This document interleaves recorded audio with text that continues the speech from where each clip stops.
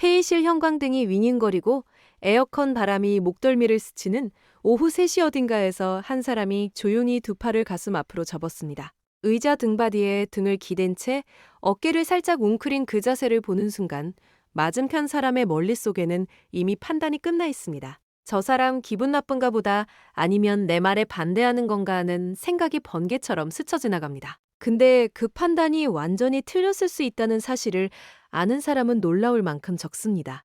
우리는 누군가의 팔짱을 보는 순간 무의식적으로 거부와 방어라는 딱지를 붙여버리는 습기에 있습니다. 학교에서도, 직장에서도, 심지어 연인 사이에서도 팔짱 하나가 관계의 온도를 순식간에 얼어붙게 만들곤 합니다. 그래서 많은 사람들이 발표할 때 팔짱을 끼지 말라는 조언을 들으며 자랐습니다. 문제는 이 단순한 공식이 수십 년간 사람과 사람 사이에 얼마나 많은 오해를 만들어 왔는가 하는 점입니다. 미국 연방수사국 출신 몸짓 언어 전문가 조 나바로는 팔짱이 차단 행동이라는 통념을 가장 흔한 신화 중 하나라고 단언했습니다. 그는 25년 넘게 범죄자와 외교관의 몸짓을 분석하면서 팔짱의 의미가 최소 8가지 이상이라는 결론에 도달했습니다. 자기 위안이 될 수도 있고, 추위 때문일 수도 있고, 오히려 깊은 집중의 신호일 수도 있습니다. 알고 보니 팔짱은 다침의 신호가 아니라 그 사람의 내면이 보내는 가장 솔직한 편지였던 셈입니다. 혹시 중요한 이야기를 듣다가 자기도 모르게 팔을 감싸쥔 적 있으십니까?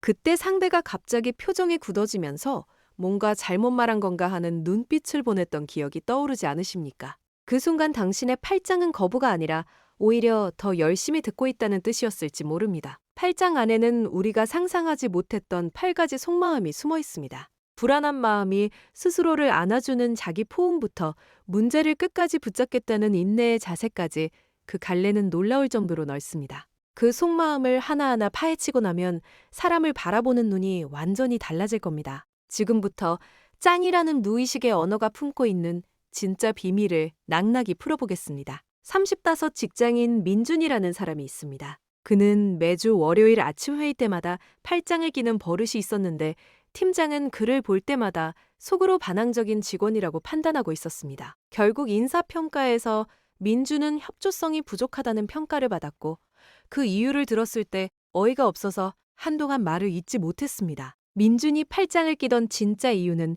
회의 내용에 집중하기 위해서였습니다. 영국의 심리학자 론 프리드먼과 앤드루 엘리엇이 2008년에 발표한 연구에 따르면 팔짱을 끼고 과제에 임한 사람들이 팔짱을 끼지 않은 사람들보다 더 오래 버티며 작업을 수행했습니다. 팔짱이라는 자세 자체가 뇌의 끈기를 발휘하라는 신호를 보내는 일종의 체화된 인지현상이라는 것입니다. 쉽게 말하면 팔짱은 이를 악물고 버텨보겠다는 몸의 결심 같은 것입니다. 시험 전날 밤 책상 앞에서 두 팔을 감싸쥐고 문제집을 노려본 기억이 있으십니까? 그 순간의 팔짱은 포기가 아니라 마지막까지 해보겠다는 다짐이었을 가능성이 큽니다. 근데 프리드먼과 엘리엇의 연구에서 더 흥미로운 부분이 있습니다. 팔짱을 끼면 단순히 오래 버틴 것만이 아니라 문제 해결 능력까지 향상되었다는 점이다.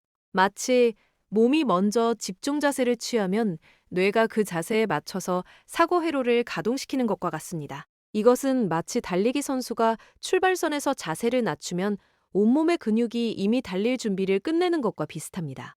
혹시 어려운 문제를 풀다가 무의식적으로 자세를 바꿨더니 갑자기 답이 떠오른 경험이 있으십니까? 그때 당신의 몸은 이미 뇌보다 먼저 해결의 실마리를 잡고 있었을지 모릅니다. 그래서 민준의 팔짱은 팀장이 생각한 반항이 아니라 사실 회의에 가장 열심히 참여하고 있다는 증거였습니다. 누군가의 몸짓을 단 한 가지 의미로 해석하는 순간 우리는 그 사람의 진심에서 가장 멀어지게 됩니다. 팔짱이 집중의 신호라는 사실을 알았으니 이제 그 안에 숨은 두 번째 속마음으로 들어가 보겠습니다. 그것은 누구에게도 말하지 못한 불안을 스스로 달래는 자기 포옹입니다. 조 나바로는 이 행동을 자기 포옹이라는 표현으로 설명했습니다. 공공장소에서 우리는 혼자 있을 때보다 훨씬 자주 팔짱을 끼는데, 이것은 마치 아무도 안아주지 않는 상황에서 스스로를 껴안는 행위라는 것입니다. 쉽게 말하면 어린아이가 무서울 때 인형을 꽉 끌어안는 것과 같은 원리입니다. 장례식장에서 조문객들이 두 팔을 감싸쥐고 서 있는 모습을 떠올려 보십시오. 그 자세는 슬픔을 막아내려는 방어가 아니라 무너지지 않으려고 스스로를 붙잡고 있는 자기 위안입니다. 심리 분석 전문가 바비타 스피넬리는 팔짱이 감정적으로 압도당했을 때 스스로를 진정시키는 물리적 경계선 역할을 한다고 설명했습니다. 문제는 이 자기 포옹의 신호를 주변 사람들이 거의 항상 거부로 오해한다는 점입니다. 혹시 힘든 하루를 보내고 지하철에 앉아서 팔짱을 끼고 있었는데 옆 사람이 슬쩍 자리를 비킨 적이 있으십니까? 그 순간 당신은 화난 사람이 아니라 그저 하루의 무게를 홀로 견디고 있는 사람이었을 뿐입니다. 알고 보니 팔짱의 세 번째 의미는 더욱 원초적입니다. 나바로는 연구에서 사람들이 팔짱을 끼면서 반대편 팔을 손으로 문지르는 행동을 자주 관찰했는데 이것은 손을 비비는 행위보다 더 강력한 자기 진정 효과가 있다고 밝혔습니다. 마치 엄마가 아이의 등을 토닥여주듯 자기 자신의 팔을 쓸어내리는 것입니다. 시험장에서 교실을 둘러보면 팔짱을 끼고 팔을 문지르는 학생들이 유독 많이 보이는 이유가 바로 여기에 있습니다. 혹시 면접 대기실에서 심장이 쿵쿵거리는데 자기도 모르게 두 팔로 자신을 감싸진 적 있으십니까? 그 순간 당신의 몸은 멀리보다 먼저 괜찮아 진정해라는 메시지를 보내고 있었던 것입니다. 결국 같은 팔짱이라는 자세 안에도 집중과 위안과 진정이라는 전혀 다른 세 가지 언어가 공존하고 있었습니다. 근데 팔짱의 속마음은 여기서 끝이 아닙니다.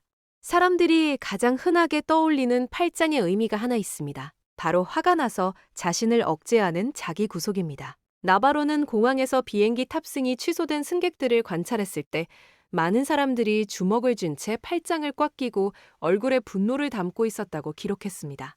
이때의 팔짱은 상대를 막아내는 것이 아니라 자기 자신을 붙잡아두는 심리적 구속복과 같았습니다.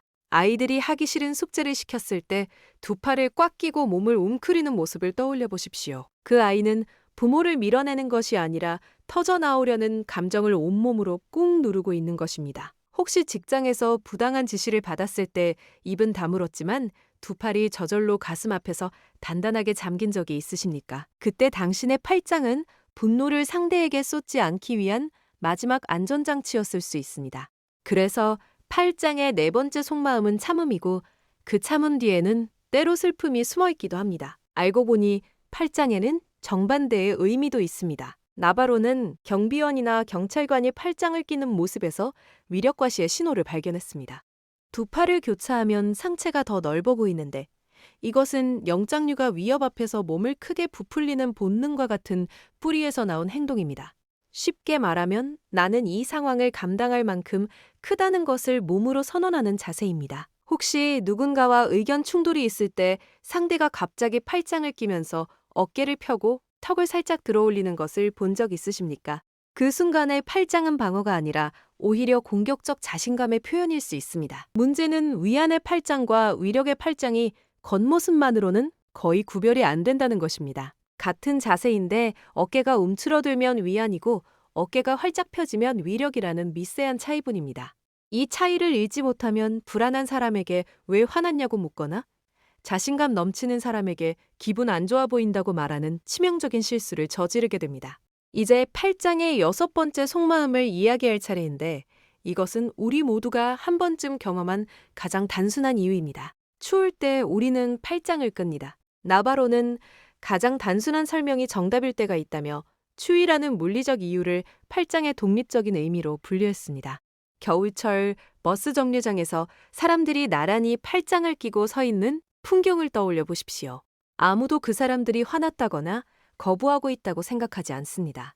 근데 같은 사람이 같은 자세로 회의실에 앉아 있으면 갑자기 다른 해석이 붙습니다. 공간이 바뀌었을 뿐인데 사람들의 판단이 완전히 뒤집어지는 겁니다. 미국 텍사스 대학교 의사소통학과 르네 데일리 교수는 팔짱의 의미를 정확히 읽으려면 반드시 주변 맥락과 다른 몸짓 신호를 함께 봐야 한다고 강조했습니다. 팔짱을 끼고 있지만 미소를 짓고 몸을 앞으로 기울이며 부드러운 목소리를 내고 있다면 그 팔짱은 부정의 신호가 아닙니다. 반대로 팔짱에 이마의 주름과 뒤로 물러나는 몸과 가라앉은 음성이 함께 보인다면 그때 비로소 거부의 가능성을 읽을 수 있습니다. 혹시 상대의 팔짱만 보고 성급하게 이 사람 내 말 싫어하나 보다 하고 결론을 내린 적이 있으십니까? 그때 상대의 얼굴은 어떤 표정이었고 목소리는 어떤 톤이었는지 함께 기억나십니까? 대부분 기억나지 않을 겁니다.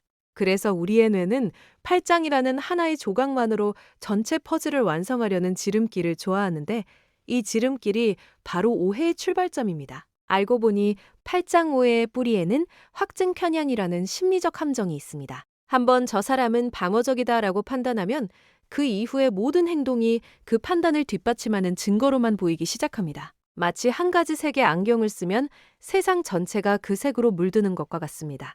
혹시 한번 의심을 품기 시작하니까 상대의 평범한 행동까지 수상하게 느껴진 적이 있으십니까?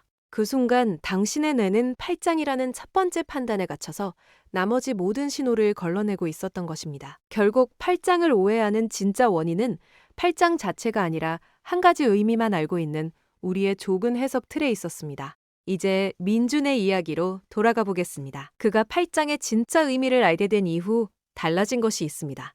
먼저 자기 자신의 팔짱을 관찰하기 시작했습니다.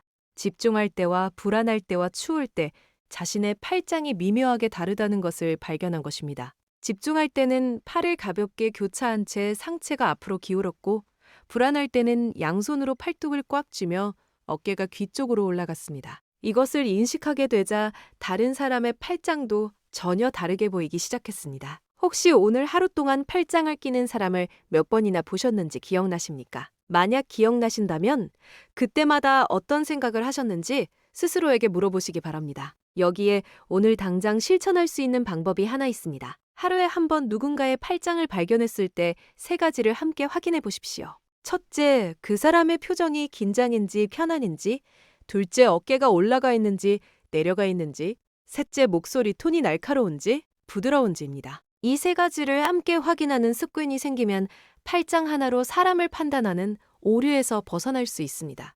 바비타 스피넬리는 몸짓 언어를 읽을 때 가장 중요한 것은 맥락이며 한 가지 신호에 의존하면 의사소통의 왜곡이 일어난다고 경고했습니다. 결국 팔짱은 닫힌 문이 아니라 여러 개의 문이 동시에 존재하는 복도와 같습니다. 어떤 문 뒤에는 집중이 있고, 어떤 문 뒤에는 위안이 있고, 어떤 문 뒤에는 참음이 있고, 어떤 문 뒤에는 자신감이 있습니다. 우리가 할 일은 무조건 닫혀 있다고 돌아서는 것이 아니라 어떤 문이 열려 있는지를 찬찬히 살펴보는 것입니다. 내일 아침 출근길에 지하철 안에서 팔짱을 끼고 있는 사람을 만나게 될 겁니다.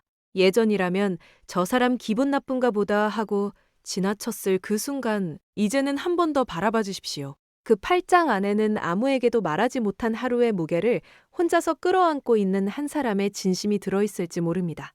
회의실에서 윙윙거리던 형광등 아래 민준이 팔짱을 끼고 있었던 그 오후처럼 우리는 모두 가끔 스스로를 안아주는 시간이 필요한 사람들입니다.